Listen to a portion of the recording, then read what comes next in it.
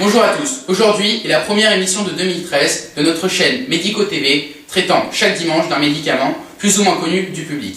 Pour cette première émission, nous allons choisir un médicament choisi totalement au hasard dans le recueil du Vidal par une main innocente. Comme l'a dit Dimitri, nous allons choisir de façon totalement aléatoire un médicament dans notre encyclopédie à nous tous scientifiques, le Vidal. Nous allons donc étudier le nickel cobalt oligosol. Ça me paraît un peu compliqué, laissez-moi voir.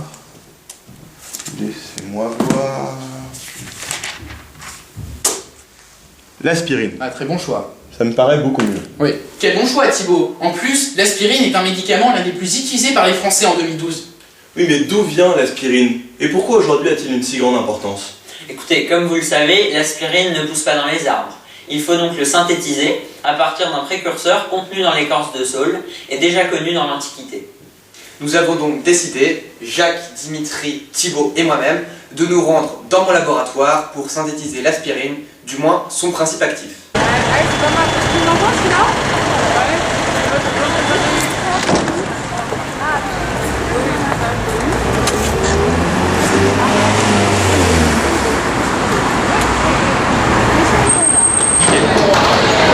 Nous allons donc réaliser notre synthèse dans ce laboratoire. Je crois que c'est pas par ici. C'est dans ce labo que nous allons réaliser la synthèse.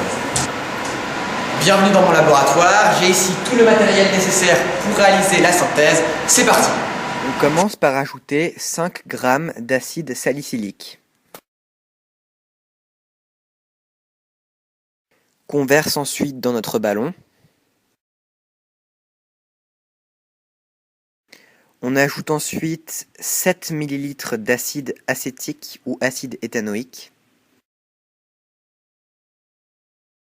Qu'on verse aussi dans notre ballon.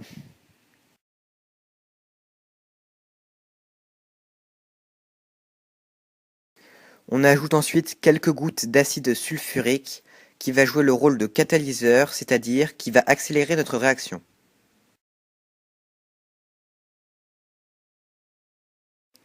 On ajoute ensuite un réfrigérant à boules pour faire retomber les vapeurs dans le milieu réactionnel.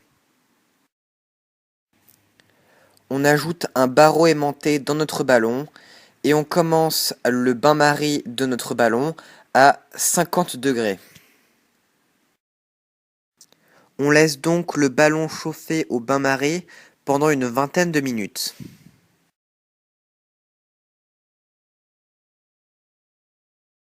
Après le bain-marie, on plonge directement notre ballon dans un bain eau glace pour solidifier notre produit. On réalise ensuite une filtration sur Büchner. On verse notre produit sur le filtre qui va retenir notre produit solide par-dessus le filtre et laisser passer notre produit liquide qui va s'écouler dans l'Erlenmeyer.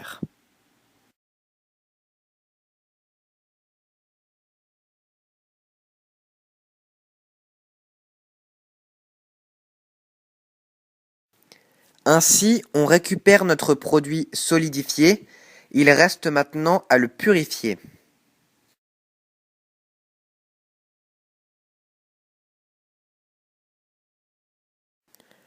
On commence par broyer les grumeaux dans notre bécher. On prépare ensuite une solution de 6 ml d'éthanol qu'on verse dans notre Erlenmeyer qui contient notre acide acétylsalicylique impur. On réalise un second bain-marie similaire au premier.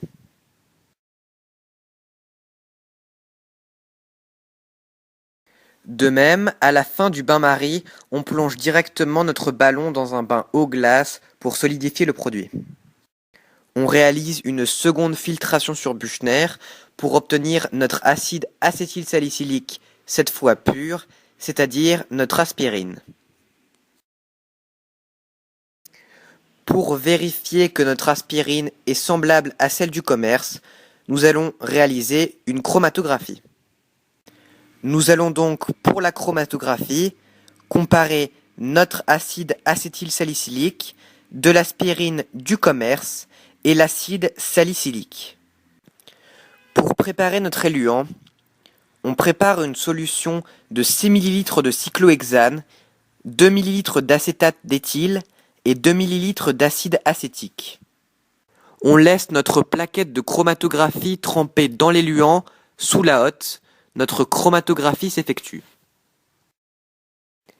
La révélation s'effectue grâce à une lampe à UV. Après révélation, on peut constater que nos 3 taches ont migré. On remarque que l'acide acétylsalicylique que nous avons synthétisé a migré à la même hauteur que l'aspirine du commerce, alors que l'acide salicylique a migré plus haut. Nous avons donc bien synthétisé de l'aspirine, semblable à celle du commerce.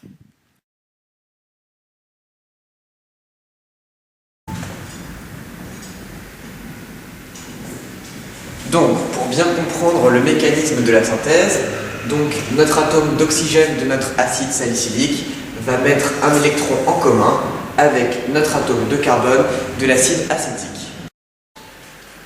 Donc notre atome de carbone a une liaison en trop, donc notre atome d'oxygène ici va faire un 3e doublet non liant et notre atome de carbone va devenir stable.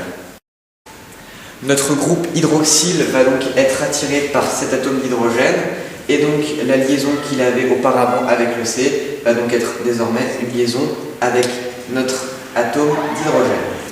Notre atome d'oxygène qui avait perdu un électron juste ici, donc qui était plus, va donc regagner un électron de l'atome d'hydrogène qui va donc se séparer. Notre atome d'oxygène qui a 3 doublets non liants va faire repasser un doublet non liant dans la liaison avec le carbone. On obtient donc notre molécule d'acide acétylsalicylique, celle-ci, plus H2O. Voilà donc l'aspirine que nous avons synthétisée la semaine dernière. Mais où est notre aspirine? Le bécher est vide. Vous cherchez quoi? Mais qu'est-ce que tu as fait avec notre aspirine, Dimitri? Ah bon, c'était de l'aspirine? Mais qu'est-ce que ça va me faire? Ah, ne t'inquiète pas Dimitri, j'ai interviewé une scientifique qui va nous parler de l'action de l'aspirine. Mais pour bien comprendre l'interview de Mme Cochon, j'aimerais vous parler quelques instants des actions de l'aspirine. Il faut savoir que l'aspirine admet 4 actions qui découlent toutes de sa cible d'action. Il faut savoir que l'acide acétylsalicylique est absorbé par la muqueuse gastrique qui va inhiber par une réaction chimique les enzymes cyclooxygénase 1 et cyclooxygénase 2. L'enzyme cyclooxygénase 1 est produite en permanence. Elle participe à la production des prostaglandines, qui sont des substances hormonales qui vont accroître la sensibilité des récepteurs de la douleur dans notre corps et amplifier le processus inflammatoire. Il est nécessaire de savoir que l'enzyme cyclooxygénase 2 joue un rôle dans le déclenchement du processus inflammatoire et entraîne la réaction du système immunitaire pour la rougeur, douleur, chaleur. Les 4 actions de l'aspirine résultent donc de l'inhibition des prostaglandines par une réaction chimique. L'aspirine fait baisser la fièvre en inhibant la production des prostaglandines dans l'hypothalamus, endroit du cerveau qui régule la température du corps. Les prostaglandines, qui provoquent l'augmentation rapide de la température corporelle lors d'une réaction du système immunitaire, ne sont donc pas synthétisées et la température du corps n'augmente pas. L'aspirine a aussi un effet analgésique. En effet, elle réduit la douleur car les prostaglandines qui se fixent sur les récepteurs nerveux et abaissent le seuil de douleur ne sont pas synthétisées, elles sont inhibées par l'aspirine. Je vais donc vous parler de l'effet anti-inflammatoire. En effet, l'aspirine interrompt ou ralentit le processus inflammatoire déclenché par le système immunitaire car l'enzyme cyclooxygénase 2, catalyseur du processus inflammatoire, est inhibée.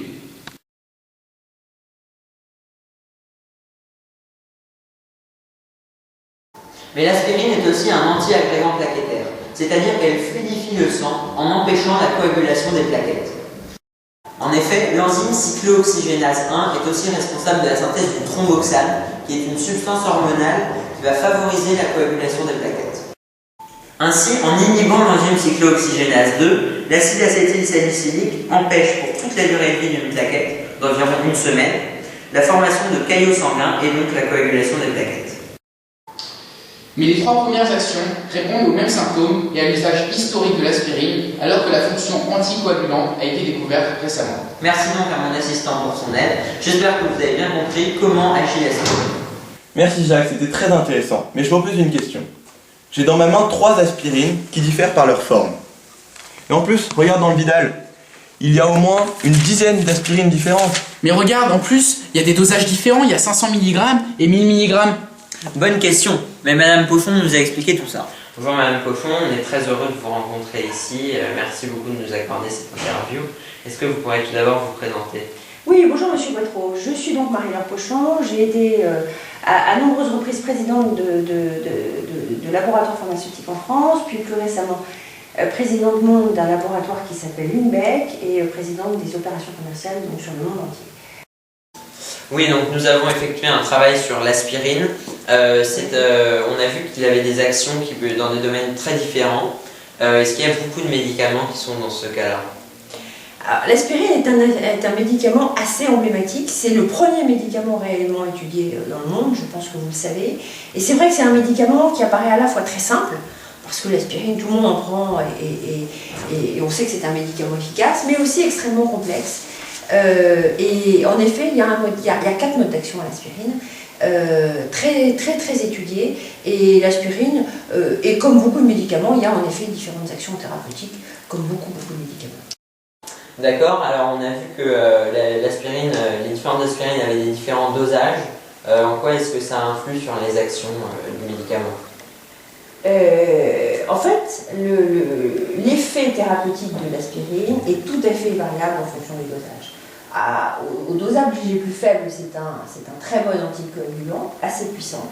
Et puis c'est vrai qu'au dosage les plus forts, c'est tout simplement un antipyrétique, voire un faible anti-inflammatoire et donc un antidouleur et antifièvre. D'ailleurs, ce qui est intéressant, c'est qu'au départ, c'est surtout ces aspects antipyrétiques et anti-inflammatoires qui ont été étudiés. Et l'intérêt de l'aspirine comme un anticoagulant s'est fait jour dans les 25 à 30 dernières années. Et donc, ce qui est intéressant dans la pharmacie, c'est que à mesure que les expérimentations progressent, on découvre mieux les effets thérapeutiques des médicaments. De plus, nous avons vu que les différentes aspirines, les différents médicaments avaient des formes galéniques différentes, c'est-à-dire une présentation du médicament différente. Est-ce que cela aussi, ça influe sur l'action du médicament? Le mode d'action, il faut bien identifier les différentes choses. Le mode d'action ne va pas changer en fonction des présentations ou tout au moins de la galénique. Par contre, la puissance et la rapidité d'action va complètement varier en fonction de la présentation. À titre d'exemple, tout ce qui est forme injectable, c'est une action très forte qui monte très rapidement, mais aussi qui s'efface plus rapidement. Par contre, il y a un certain nombre de présentations dites retard qui ont comme vertu d'avoir un effet qui reste 6, 12 heures, voire 24 heures dans certains cas. Et là, évidemment, ça a une influence, la forme galénique influence très largement l'effet thérapeutique d'un médicament. Oui, donc on a vu que les excipients des médicaments étaient différents en fonction de la forme galénique de l'aspirine. Est-ce que les excipients aussi vont pouvoir moduler l'action du médicament?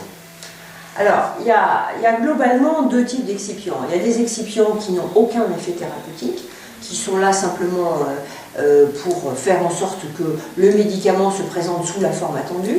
Et puis il y a des excipients qui permettent par exemple de limiter des effets secondaires. Et là, c'est des excipients qui sont dits à effet clinique significatif. Et donc en effet, ils sont réputés pour avoir peu d'importance, mais au final, pour le patient, ils peuvent avoir une importance.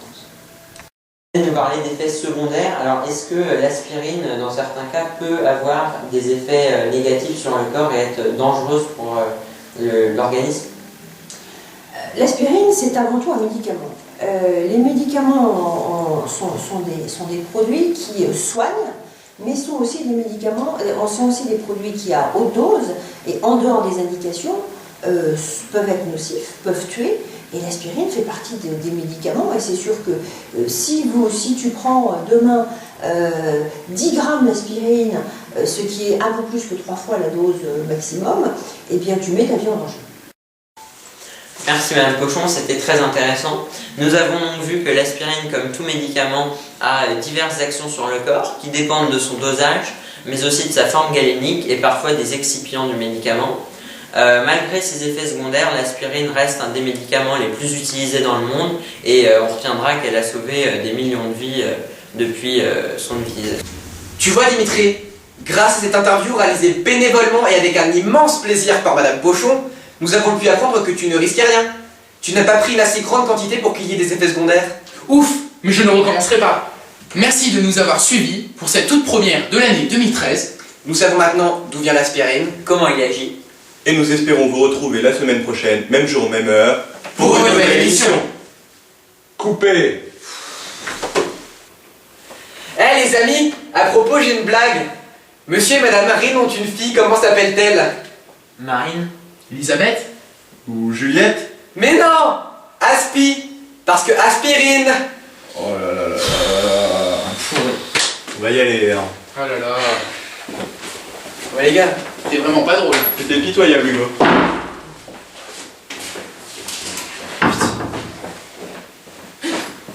Y'a quelqu'un?